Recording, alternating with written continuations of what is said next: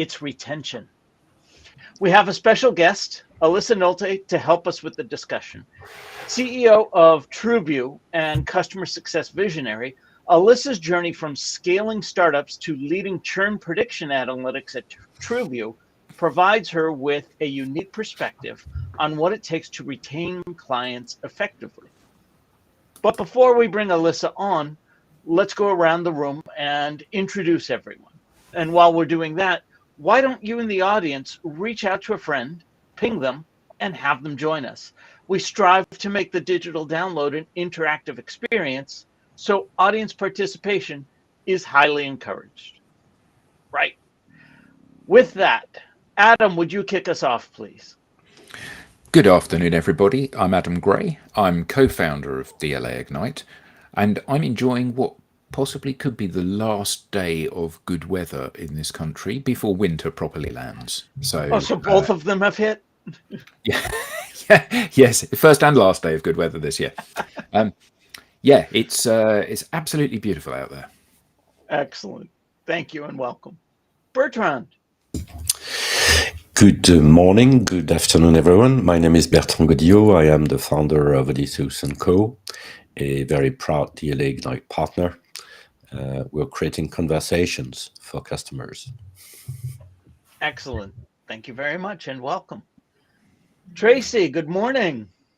Good morning, everybody. Calling in from 7 a.m. where I am. So it is morning and it's still dark outside. So I don't know what kind of day it's going to be yet. But it has been feeling rather fall over in Calgary. I'm Tracy Borison, founder of TLB Coaching, also a proud partner of DLA Ignite, where we're all about making marketing work for you based on what you wanted to do. And I'm super excited for the conversation today. Excellent. Thank you. And Tim. Welcome, everybody. My name's Tim Hughes. I'm the CEO and co-founder of DLA Ignite. We have a beautiful day, autumnal day here in London. I'm famous for writing the book, Social Selling Techniques to Influence Buyers and Changemakers. Excellent. Thank you very much. And myself, I am Rob Durant. I am the founder of Flywheel Results, a proud DLA Ignite partner, and I help startups scale. As I said, this week on the Digital Download, we'll speak with Alyssa Nolte. Her approach to customer success combines data-driven insights with actionable strategies, and she will help us understand why and how businesses can adopt a retention-first mindset and why that's essential for long-term success. Let's bring her on. Alyssa, good morning. Hi, Alyssa. Welcome. Good morning. Welcome. Good morning. Alyssa, let's start by having you tell us a little bit more about you, your background, and what led you to where you are today. I am Alyssa Nolte. I'm based in Iowa, a little town called Cedar Falls that you've probably never heard of, but we're about 4 hours west of Chicago, and that's what I usually tell people. I am an accidental serial entrepreneur. I kind of fell into entrepreneurship and then along the way have found really incredible people who are doing incredible things. And my goal in life is to build cool stuff with cool people. So I'm excited for this conversation today. Excellent. As am I. Alyssa, let's start with a foundational question. What is driving the shift from focusing on customer acquisition to retention? Churn is the number one growth killer. If you think about it, if you're losing all of your customers or losing a significant proportion of your customers, all you can do is replace those customers and then get more in order to grow. And that seems like a very obvious, thing that we all think about. I was actually awake early this morning, kind of getting ready. I was worried I was going to miss my alarm because it's also a little bit early here. And so I'm panicking about missing my alarm. And I remembered a story about when I was a new mom and I had a sleep noise app, those ones that play white noise to help your baby sleep.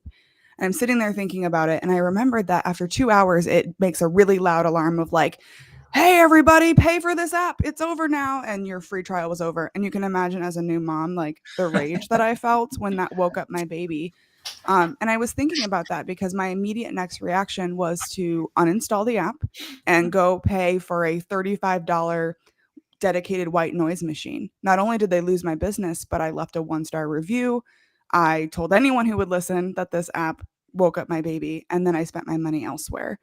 All they would have had to do is think about me as a retention prospect rather than a conversion prospect, and I probably would have paid their $4.99 a year for their app, but instead they drove me somewhere else.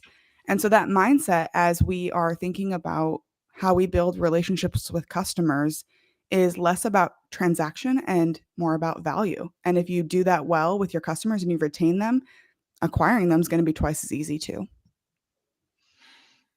So, how can organizations better understand and maybe even predict customer churn? I think it really comes down to understanding your ideal customer, who is buying from you and what problem are they trying to solve. One of the things that we started doing a couple of years ago was putting less focus on only the decision maker or the champion, the person who is actually writing your checks, and really looking at the value you're bringing to the organization as a whole and listening to the users or the people that are actually engaging and deriving value, because you might not even know who they are, but they're quietly influencing whether or not you're going to get that renewal. Your decision maker moves on, gets a new job, but the majority of those influencers are still there and still either loving your product and are going to demand that it stays, or hating your product or your service and quietly advocating that they move on and find a new opportunity when the contract ends. How do you connect with that group? It's a fine balance, right? Because nobody wants to take a survey. Nobody wants to get a million phone calls from your customer support team or from your service bot, right? So really taking the opportunity to ask the right time in the right way. So we've done all kinds of things. We've done traditional surveys like you've gotten from your give us a 5-star rating or tell us how we're doing kind of surveys, but also really thinking about point in time, really focused questions. One of the questions I like to ask people that really derives a lot of information: in 3 words, how would you describe your experience with us? Not very hard to do, right? But you get a lot of value from that. So I'd ask that question for one of my clients for Salesforce, and I might hear things like innovative, big, difficult, right? And those can tell me a lot of things about how people are experiencing their experience with Salesforce. What you said about your baby and the white noise app is really interesting, because it shows a massive disconnect, doesn't it, between how the company were perceiving the interaction that you were having with their product and how you were perceiving that interaction. Yeah. And I think that one of the challenges that we often see in so many different interactions is that the seller or the company is incapable of truly ruthlessly putting themselves in the buyer's shoes. So what they believe is what they want to believe, or what they choose to believe, or a very twisted view of reality. And this would be a prime example of that, wouldn't it? You know, the very purpose of you downloading the app was undermined by what they considered to be quite a logical next step. Right. Give us the upgrade, right? We'll put this irritant in place and you'll pay to have the irritant removed. But in reality, they could have just offered additional value, or even just reached out to me in an altruistic saying, hey, you've been using this app for free for 30 days. It costs us money to produce this app. If you want to keep using it, pitch in and help out, right? There's ways to add value or build relationship that don't involve adding to the problem you're trying to solve in the first place. Mm. Yeah. What are the biggest challenges? Sorry. Go ahead. Please go ahead. Yeah, sorry. So, what are the biggest challenges that your customers are facing in retention? I think Adam really nailed it. It's ruthless empathy, truly understanding and sitting in the shoes of your customers and understanding what are you doing that brings value to the table. We sit in these echo chambers and we sit and say to ourselves, you know, our customers, we see the value, right? So of course our customers are going to see the value. But if you don't have a good way of relentlessly understanding what they care about, what brings value to their lives, even if they like you as a person. If you're not bringing value to their everyday, then they're going to move on. At the end of the day, this is business. So I think it's really about relentlessly understanding your customers and finding ways to bring them into the conversation rather than just shouting into the void at them what value you bring to the table. I think this is super interesting because I'm thinking about how humans experience value and this concept. Well, I love the phrase ruthless empathy. I wrote it down. More people could probably do that. But so often, and I work with a lot of B2B businesses, and a lot of times people think that the value is in the thing, right? The thing that we do, the software, the platform design, the number of hours of access you get to your coach and things like that. We think that that's the value. And then we forget to do the things that actually generate value for the customers, which is, I think, tied into this ruthless empathy, curiosity, like how do we get excited about solving your problem instead of just being like, this is what we do. Right. And I think there's something that drives me crazy when people ask, like when you say, I'm gonna ask these questions, I'm gonna care about, this value, I'm gonna have this conversation with you, and then they don't do anything with it. Right. There's honestly nothing worse. If you're not gonna do anything with the feedback you're getting, don't even ask. Because you truly This is what don't I say care. about market research all the time too. Just don't even bother. Just don't even bother. If you're not going to do anything about it, don't even bother. Don't even ask, because nobody likes to have their opinion asked for and then have it totally ignored. That's almost worse than not asking at all. Agreed. And But Tracy, it's funny you say companies- that's what you say about market research. That's what I teach my marketing students about market research. Adam, you were saying. Yeah, I was going to say. So how do companies reposition this in their own psyche? Because we all have pressures in our operational position within an organization, whether that's selling or product development or customer retention or customer whatever. We've all got our issues. And actually, this is more fundamental than your role within a company. This is about how the company interacts with the world and what it's trying to achieve. And we have always tried to do the right thing. We recognize that we are there to help people and to empower people and to educate people and to handhold them through the process of developing the skills that they need. But I can't help thinking that the overwhelming majority of companies see you, the prospect, as a number, not as an individual. You're one of however many numbers we're dealing with today. And to actually give you value, like you said about, I'm going to ask you for feedback and then I'm going to listen to your response and I'm going to do something with that. That's a massive, massive shift for most companies, isn't it? Where actually, I don't care about you, Alicia, because I've got Rob and Bertrand and Tim and Tracy as well. So you're just 20% of the customer base.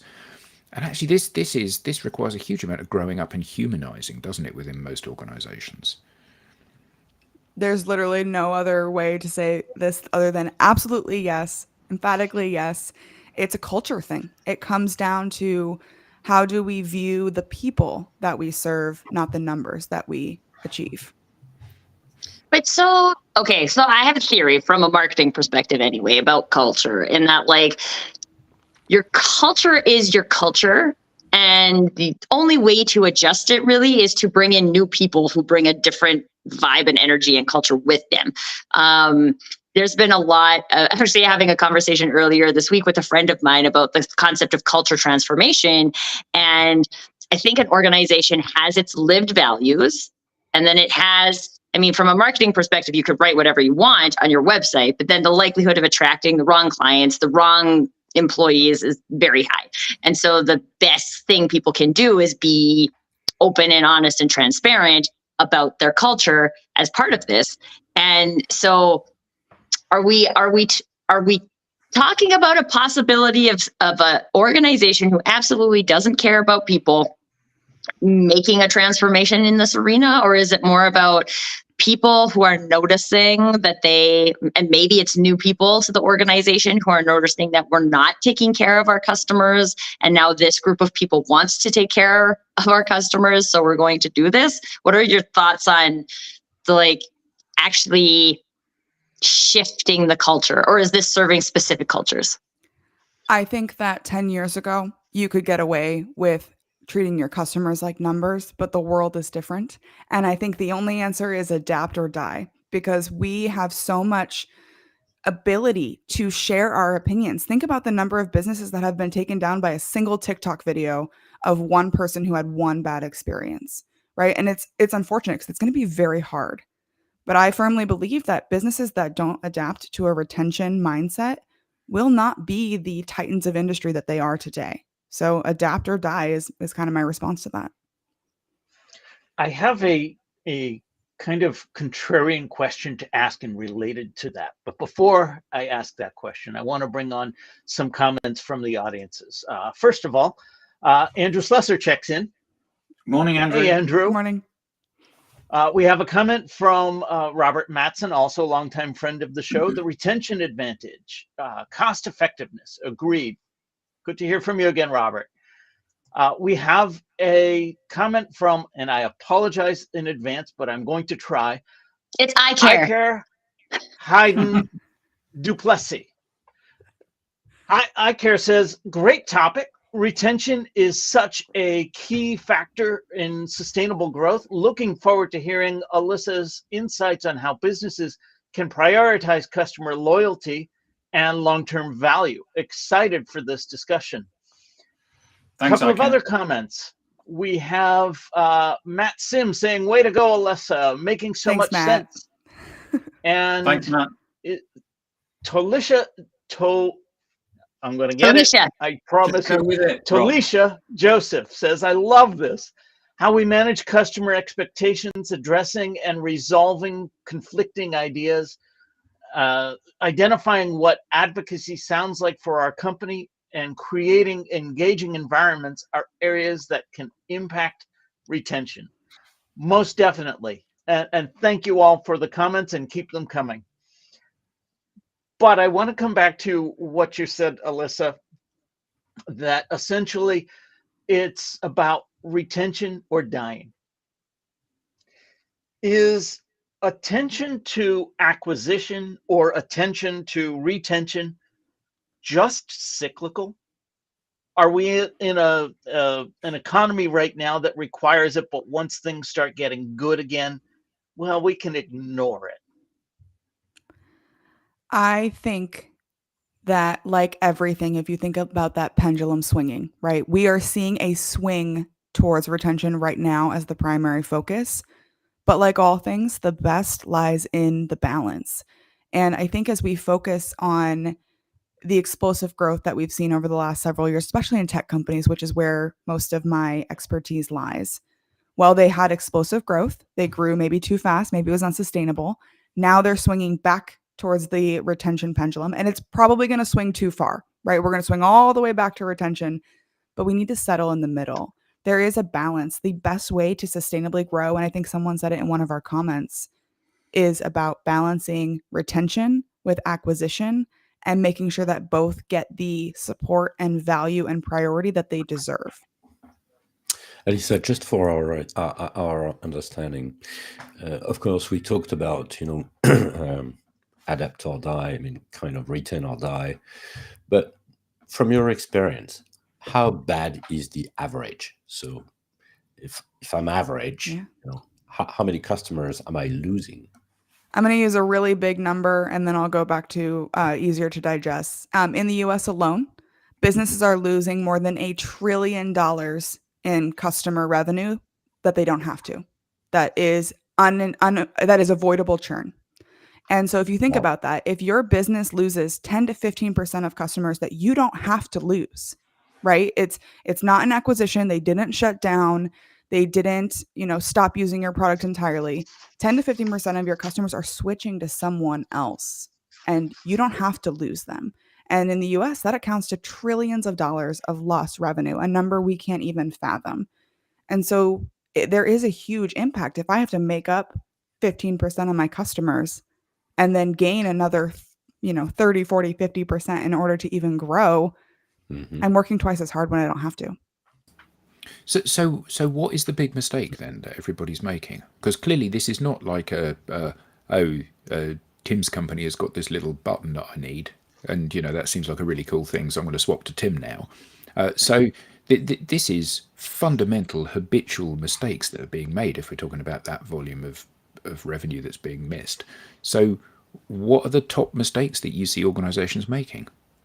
Lack of alignment and lack of self-awareness. When I stand up there and promise our product can do these 3 things and I can't deliver on it because either my team, I didn't have the awareness to realize we couldn't deliver on it, or my team wasn't aligned on the same page in terms of what we were capable of, or I was just straight up being dishonest and trying to win the deal. And it didn't matter what the reality was. I was going to make a promise. I was going to close the deal, and we'd worry about renewal 12 to 18 months when that time came. And so that short-sighted approach to winning at all costs rather than winning sustainably, we really need to make sure we understand how people are driving things forward and making sure that our promises align with reality so that when it comes time for renewal, they've seen the value and they got exactly what they were promised. And honestly, maybe even a little bit more, that under promise, over deliver kind of mindset.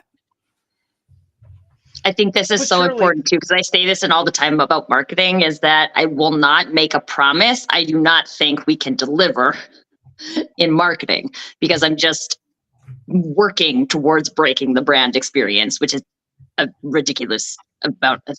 But I think this is, especially in this mindset of I need to get customers, right? There's a lot of people who have started creating their own businesses. Tech is really easy access now. So the barriers to entry for new businesses is getting lower and lower, especially for tech. And so if I need to get customers, then a lot of times I will just try and get anyone that I can from a customer perspective.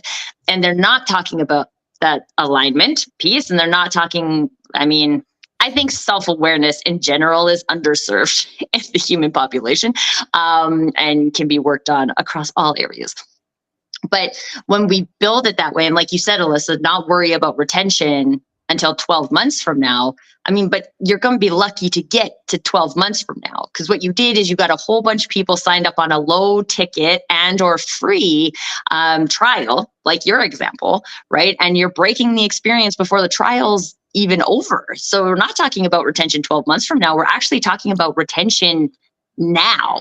If you want to keep those people for 12 months and you want to be able to show, the MRR and ARR and whatever all these things mean, right?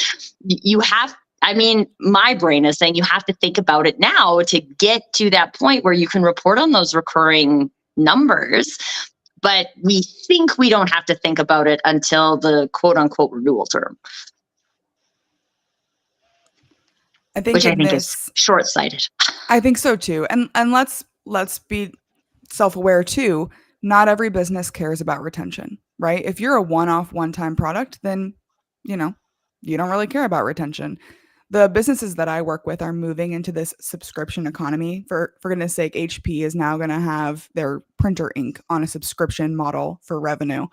And so we're seeing this huge move into the subscription economy. And to Rob's point earlier, it might swing back into less of a subscription and more of a one-off. But businesses see the value in being able to project a great annual recurring revenue rather than simply a good top line. And so as we're thinking about how companies treat their customers and moving into the subscription economy, I think that's where we're going to start to see the change. And that's where self-awareness really needs to come in. You as the leader of your organization, whether you are the one person consulting business all the way up to the mega corporations in the Fortune 5, need to decide what kind of company are you going to be, what is your long-term vision, and what are the short-term changes you have to make in order to adapt to those long-term goals. And so, Alyssa, I have a question about even if you have, I have a friend who runs a custom home design agency, right? Usually people only buy one custom home in their lifetime because it's custom to them.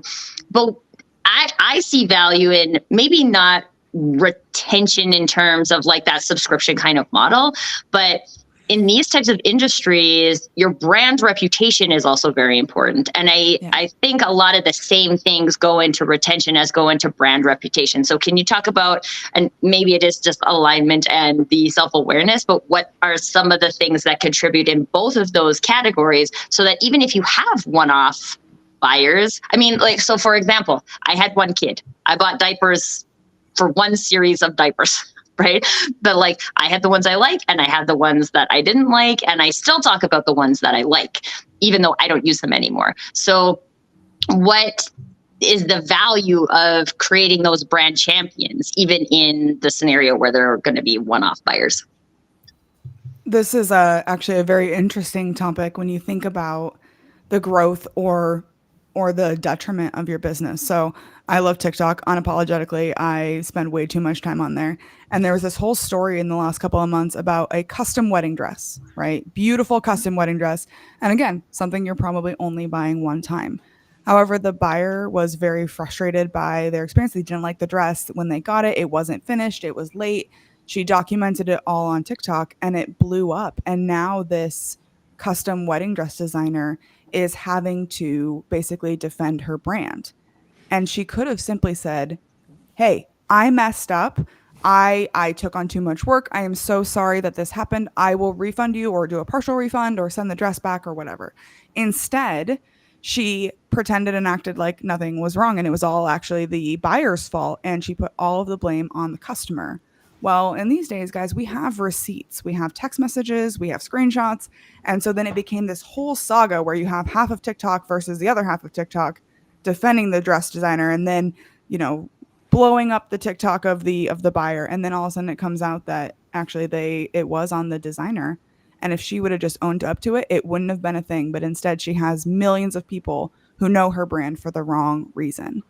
And so same with my sleep app. I left a 1-star review. I wrote a review. In my postpartum rage, I was very, very upset. It could have been as simple as, hey, this app didn't work for me. But instead it was, not only did this app not work for me, but it woke up the child I just spent 2 hours rocking to sleep. And I've had, a very, very bad experience with this.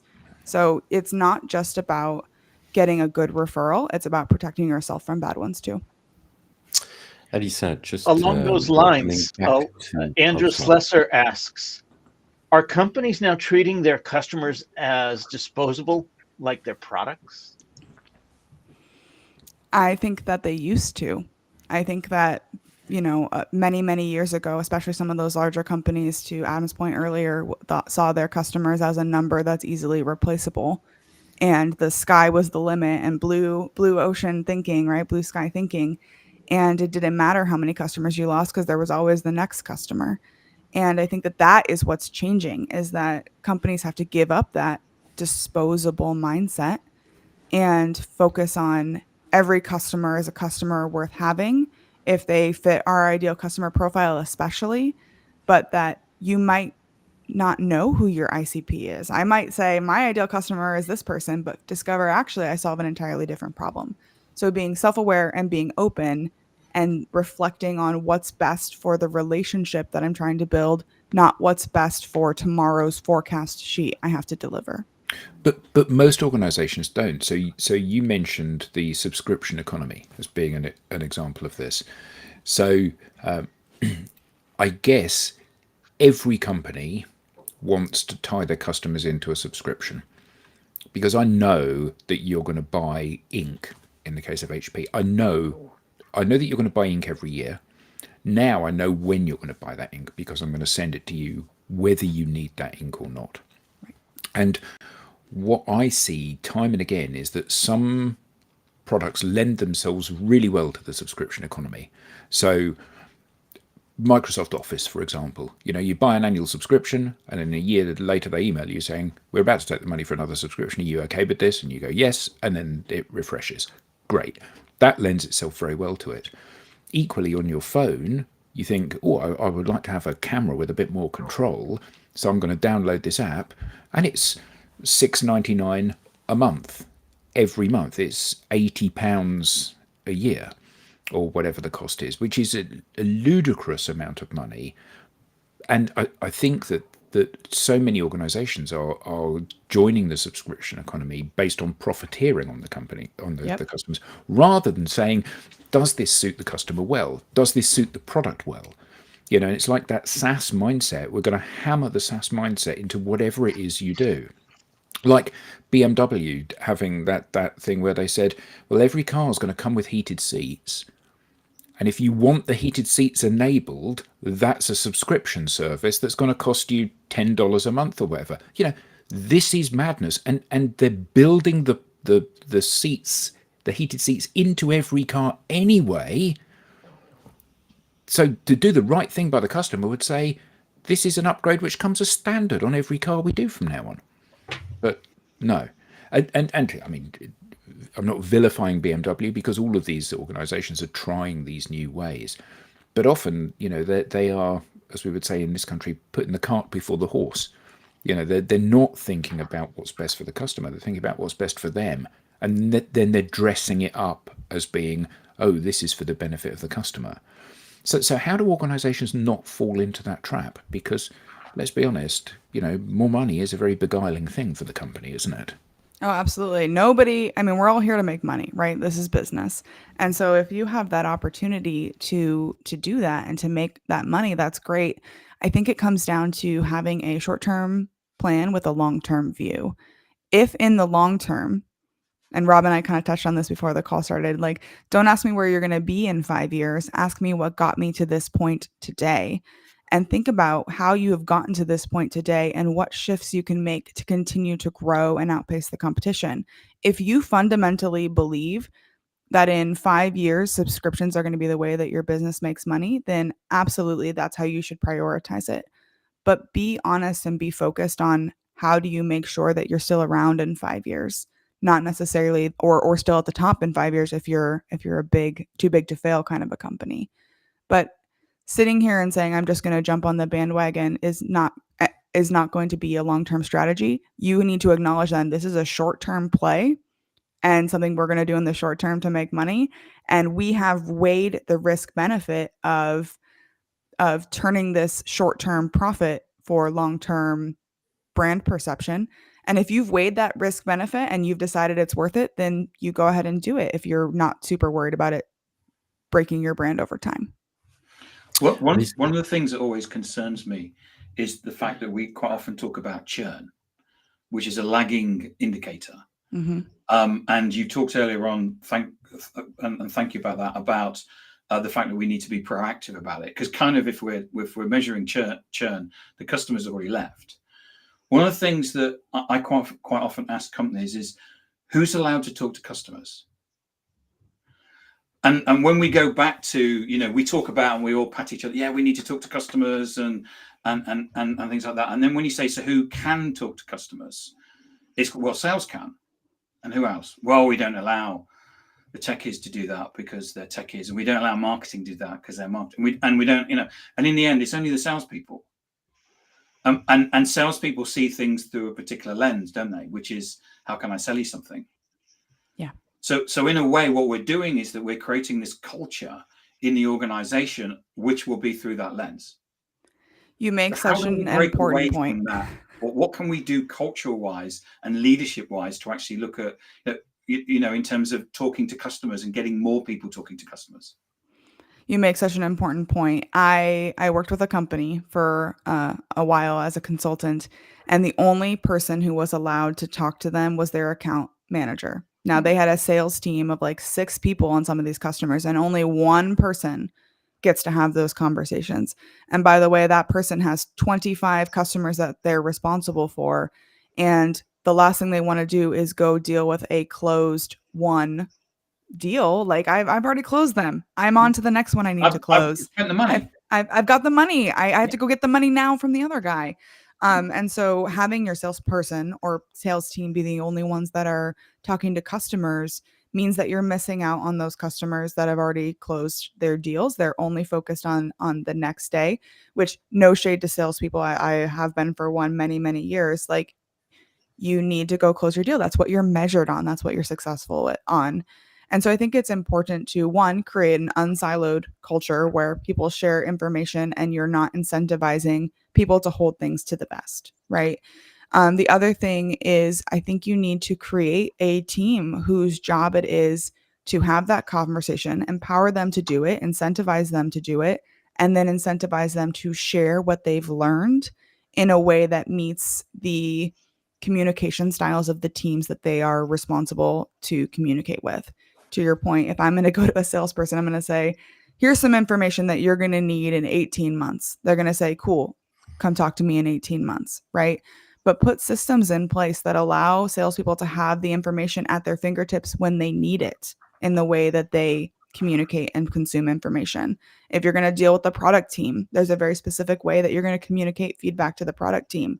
Have systems and strategies in place for the people who you've tasked with hearing your customers to then take that information and communicate it in a way that the team that needs to act on it can consume it and will consume it.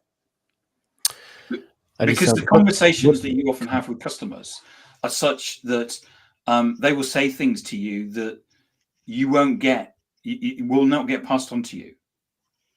Salespeople won't pass certain things on to you because of the fact that they only think around, it's binary.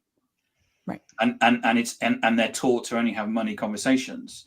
Whereas there's certain things about the product that the person, that the customers may be telling you, that could have an impact to the whole strategy of the organization. You may be searching for the wrong part of the ICP. The classic example is Slack, which was set up as the Slack company was a company that was a gaming company, and which was a game that was going to be for good, and found out that nobody liked playing it because actually people only like games where they kill people. Yes. And what happened was that they built this tool internally where they communicated because it was a fully remote company. And in the end, what they did was that they sold the internal tool rather than the game. But it was only because of the feedback that they had from customers where people were saying, this is a really, really great tool, that they actually went ahead and did that. Absolutely. I think it's really, really important to create a system in place that reflects the expectations you've laid on the people. So if you paid your salespeople on the number of customer discovery and market research interviews they did, you better believe you'd be inundated with customer feedback and customer discovery. But that's not what you're incentivizing your salespeople to do. So if you're going to incentivize your salespeople to make sales, then that's what they're going to do. And so you need to create systems or put tools in place that will collect that information or organize that information or ask those questions without having your salespeople be involved in it, because you're not incentivizing them.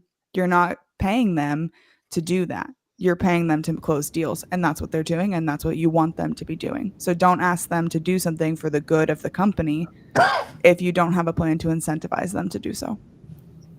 So Alyssa, we talked a lot about the processes and the roles that you could put in place to actually have a better interaction and better understanding of your customers. What role could technology like AI, if any, play in that retention process?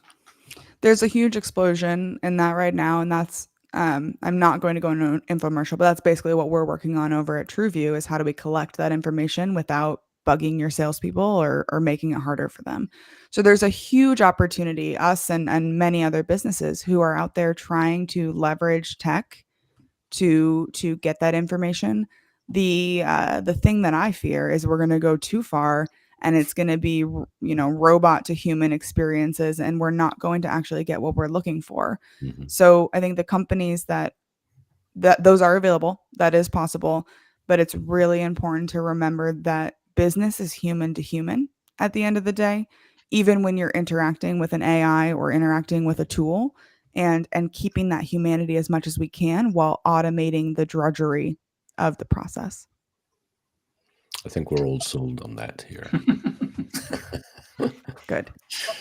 Alyssa, Tim had mentioned that churn is a lagging indicator. What are some of the things a business can do to identify possible churn? I'm in particular curious to hear any thoughts you might have regarding what a small business could do. Someone that doesn't have technology enabled. Mm-hmm. Yeah, so there's a lot of different things that you can do. We do a lot of work for companies that are doing churn prediction surveys, essentially, or churn prediction research. So it's a process where we're collecting these signals that people put out. But if you're an app, you can do usage analytics, and you can see, are people logging in? Are they using my product in the way they intend? If you're a small business, one of the most powerful and terrifying things you can do if you're like a consulting business is ask the hard questions. Are you getting value from our interaction? Are we providing value? Are we helping you? And really understanding why did they engage you in the first place? What does success look like? And how will I know when I've helped them achieve it? And then constantly checking in order to ask those questions. If you're a small one person, it can be terrifying to ask your customer am I doing a good job? Are you happy? Or is there anything I can do differently? Kind of a question. When I was interviewing for jobs out of college, the question I always like to ask at the end of my interview, which would always stump the people that was on the other side of the table, I would say, based on this conversation and based on this interview, are there any reasons why you think I wouldn't be the best person for this role or the best candidate for this role? And they would look at me and you'd see a little bit of panic in their eyes of like, now I have to either say like, you're the best one, or I have to give you feedback right on the spot. And that would give me an opportunity to address that feedback, because I don't want to leave them with a question mark in their mind. So it was my way of putting a period on this interview and saying either I am the one and you're going to admit it to my face, or you're going to give me an opportunity to address your concerns right then and there. And there's going to be no ambiguity between us. And it always took them off guard, but it was a healthy conversation and it gave both of us the right expectations. So I'd encourage you to basically have that same version of that question for your customers. Based on this project, is there anything that you think meant this project wasn't successful, or that I'm not the right company to work with you? If I was interviewing somebody and they were fresh out of college and they asked that question at the end of the interview, I'd give them a job on the spot for just having asked that question. I got a lot of offers from those kinds of jobs. I can imagine. Yeah. So what do you think about Net Promoter Score, NPS? I have mixed feelings. Just to explain to everybody, what happens is that you'll use a service, and then you'll get an email that says score us between 0 and 10. Mm-hmm. And then you score them between 0 and 10, and there probably will be some free-form text, and they ask for a comment. That's all you get. And a lot of companies, McKinsey supports it. It's a well-known. So what do you think about NPS?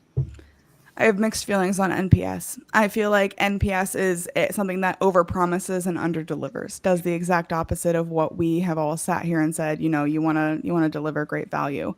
At the time that NPS was invented and created, it solved the problem. We needed a simple way to collect feedback quickly and to give us to validate a gut feel, right? Or to point us in the right direction.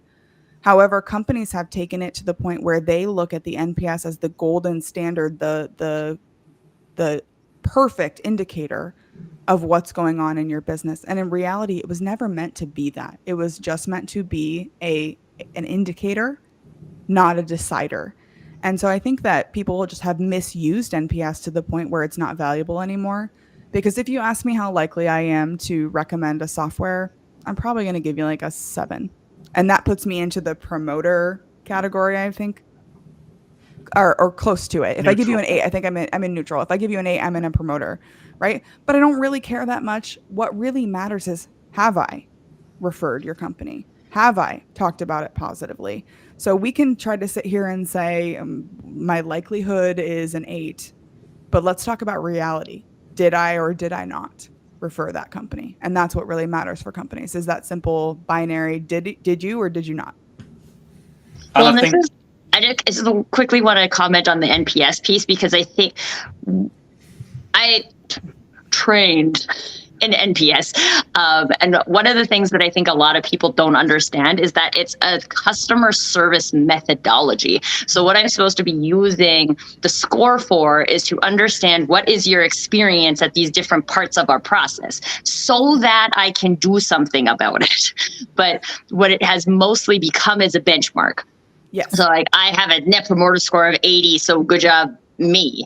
No, the point is to see like who's a detractor, what's creating that, how can I address that with operational changes, and if I get promoters, how do I engage those promoters? How do I turn them on in the digital sense so that people can see that? And this is the thing we talked about surveying earlier, right? If you're surveying just a survey, that you don't have the benefit of the thing, but if the intention behind it is to do something meaningful with the information, and you have the systems behind it to do something meaningful with the information, then it can work. But I think, and I mean, I'm not like a number 10 promoter for NPS, but I think it's a lot of times these things, they get misinterpreted, and then in the market, they get misinterpreted as they have like marginal value, where if they're implemented properly, they actually can have a lot of value for your organization. If they're implemented poorly, they can have very poor value for your organization. Right. So really, the key is this like underlying, the thing that keeps coming back for me is this way of being, right? Like, do I have a corporate way of being in solving problems for people? If we all show up here every day and we're solving our problem for people, how would we do that? What does it look like for the marketing team to solve this problem? What does it look like for the sales team to solve this problem? What does it look like for customer service? What does it look like for product design? What does it look like for delivery? And we're all in the same conversation about what it is we do here. We solve this problem.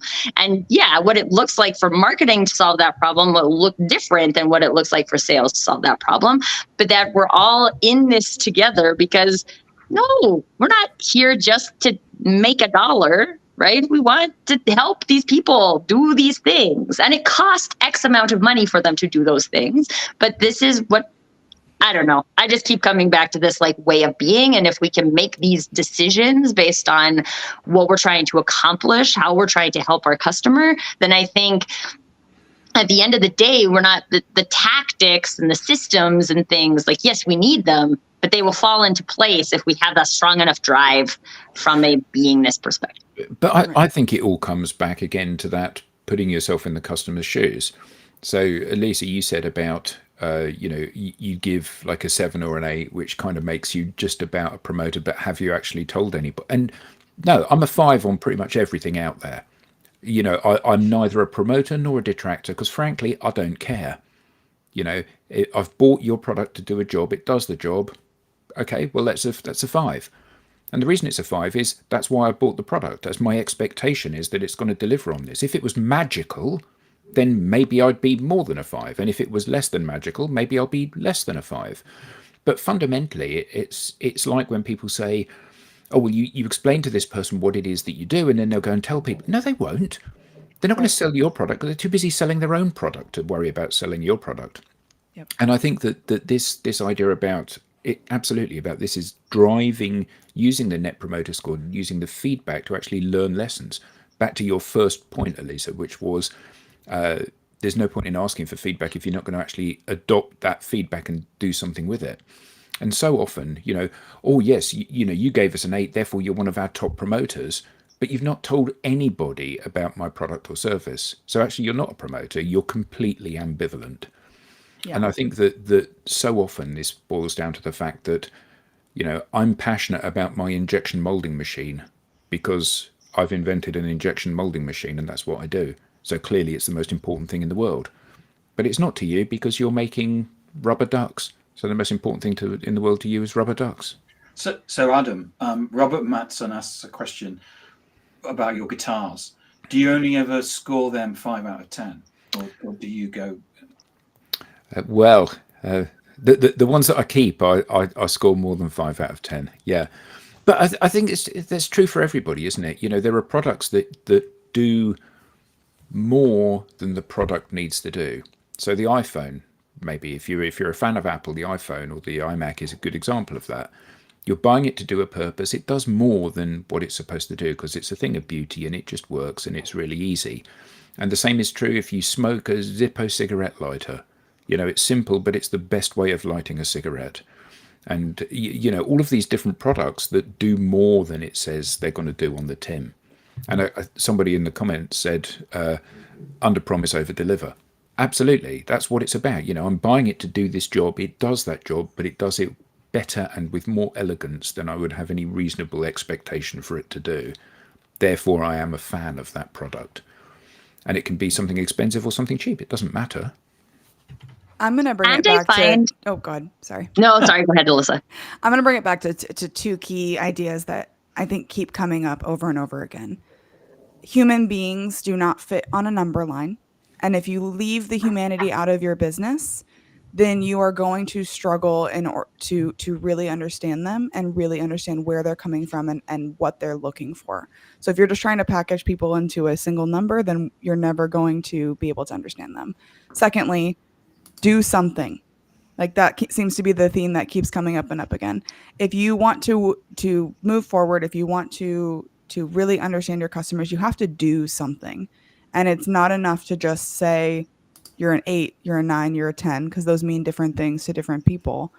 But are they doing something for you, renewing, promoting, whatever that may be?